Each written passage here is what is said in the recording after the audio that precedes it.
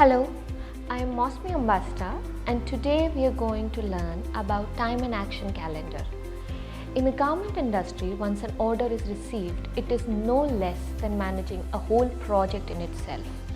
There are lots of activities that needs to be scheduled, and a lot of these activities are dependent on each other. So, one activity needs to be completed before the next one starts.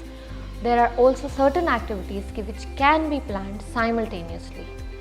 To handle this complexity, we need a sound plan, define responsibilities for every activity, and time and resource requirement for each action during the process. This is where time and action calendar or TNA calendar comes to our rescue. A merchandiser uses TNA calendar to set up orders key tasks and establish planned date of action against each of the key tasks. It helps the merchandiser in formulating the daily list of tasks for the order and the daily order schedule that needs to be executed. The merchandiser can also establish the order lead time for all the activities that needs to be completed. So, a TNA calendar can be used as an order tracking tool as well as a monitoring tool for the process. Now, how do we set up a TNA calendar? To do that, you need to get a basic spreadsheet like this. This is not a standard format and can be customized as per your requirement of your organization or for individual orders. Once the TNA calendar format is set, in the process column, all the key tasks needs to be listed, and a merchandiser needs to do a backward and forward planning to establish timelines for each of the key tasks. In order to arrive at the order completion time, we need to take care of available capacity and individual task timelines.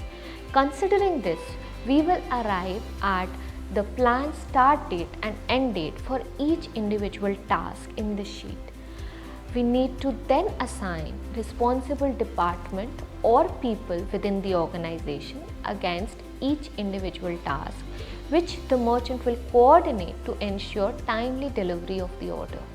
Once the TNA calendar is completed, the merchant needs to share the calendar with all the individuals responsible in this list.